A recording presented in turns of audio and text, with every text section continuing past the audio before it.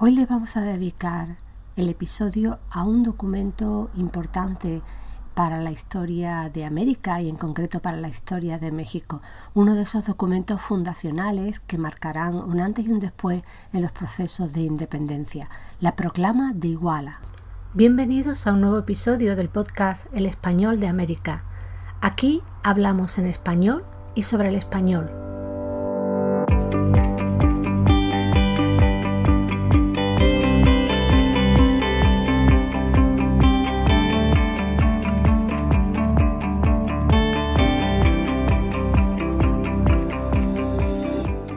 Hola, soy Eva Bravo.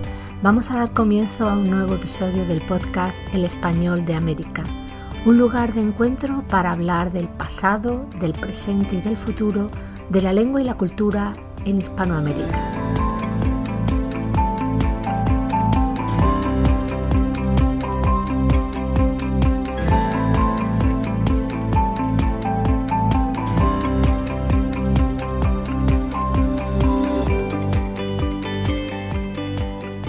Uno de los documentos importantes para la historia de América y sobre todo de México es la Proclama de Iguala.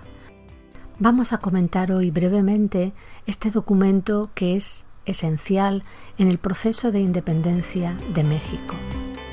Pero antes de comentarlo y de comenzar con su lectura, quiero decirte que hay un PDF que puedes descargar de forma totalmente gratuita.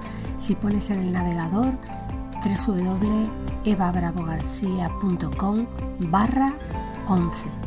Ahí tienes el enlace al documento original y sin duda, aparte de que es bellísimo, te gustará poder seguir su lectura. El texto de la proclama empieza así: Americanos, bajo cuyo nombre comprendo no solo a los nuestros en América, sino a los europeos, africanos y asiáticos que en ella residen, tened la bondad de oírme.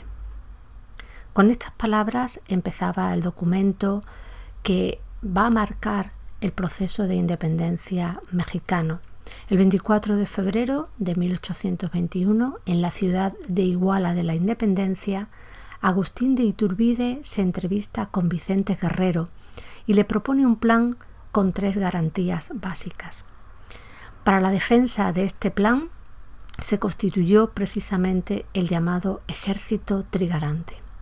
La propuesta defendía 3 cosas: la absoluta independencia de México, la protección de la religión católica sin tolerancia de otra alguna, esa frase es textual, la igualdad entre todos los habitantes. 3 propuestas, creación del Ejército Trigarante para defenderlas. Iturbide era un militar nacido en Valladolid, actual Morelia, que militaba en el ejército realista, es decir, a favor y en defensa de los intereses de España contra los insurgentes. De hecho, fue encargado de combatir a Vicente Guerrero, un líder insurgente con el que pactó precisamente esta proclama de Iguala.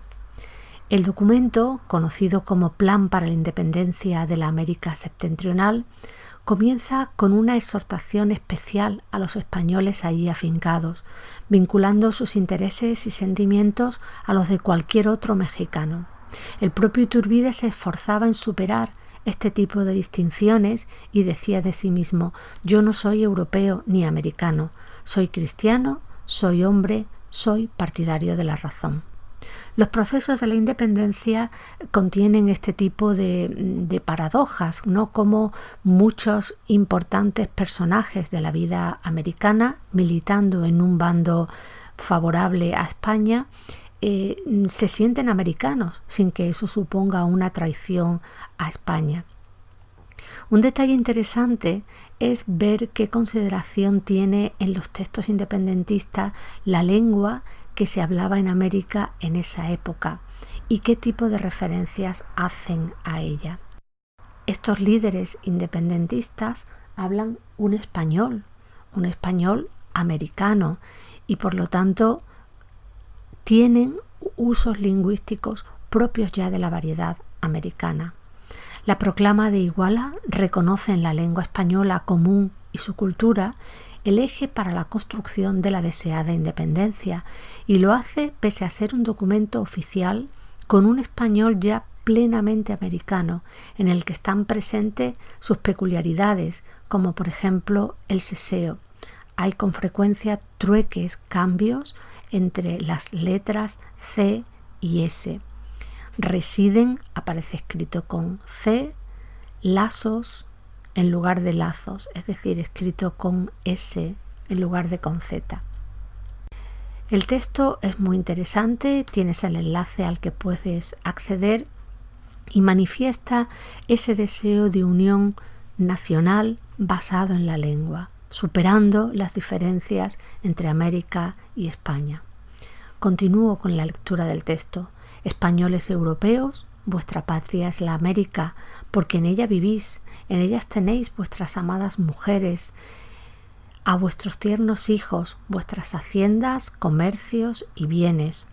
Americanos, ¿quién de vosotros puede decir que no desciende de español? Ved la cadena dulcísima que nos une, añadid los otros lazos de la amistad, la dependencia de los intereses, la educación, el idioma y la conformidad de sentimientos, y veréis, son tan estrechos y tan poderosos que la felicidad común del reino es necesario la hagan todos reunidos en una sola opinión y en una sola voz.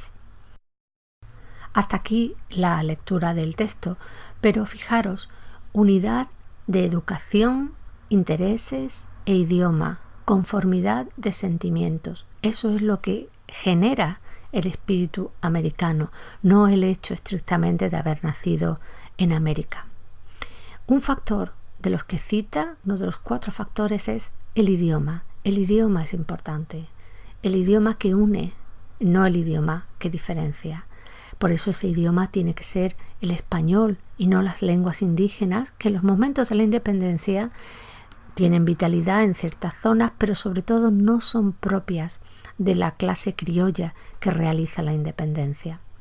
La lengua, el castellano heredado y elaborado en el Nuevo Mundo, con sus peculiaridades variacionales, sus influencias de sustratos, es vínculo de unión en los movimientos de independencia.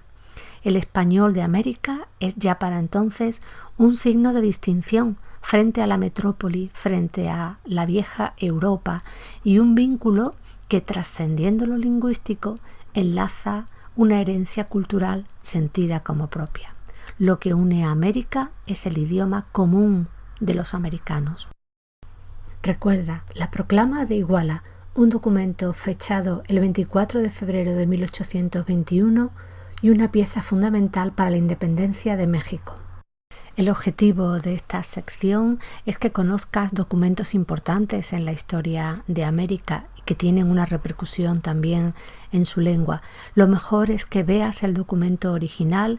Puedes hacerlo pinchando en el enlace que aparece en la descripción de este capítulo. O puedes descargarte un PDF gratuito poniendo en tu navegador evabravogarcia.com/11. Es un texto bonito, con una preciosa letra del siglo XIX que vas a poder leer sin ningún problema. La Proclama de Iguala es uno de los tantos documentos que crean la Nueva América, la que surge a partir de los procesos de independencia. Cuéntame cuál es tu documento favorito, cuál es el documento más importante en los procesos de independencia de tu país, cuál te gustaría que comentáramos en un próximo episodio. Hasta aquí el episodio de hoy. Muchas gracias por compartir tu tiempo conmigo. Me despido hasta un próximo episodio y hasta entonces puedes dejarme tus comentarios y sugerencias a través de la página web evabravogarcia.com o de las redes sociales. Un saludo y hasta pronto.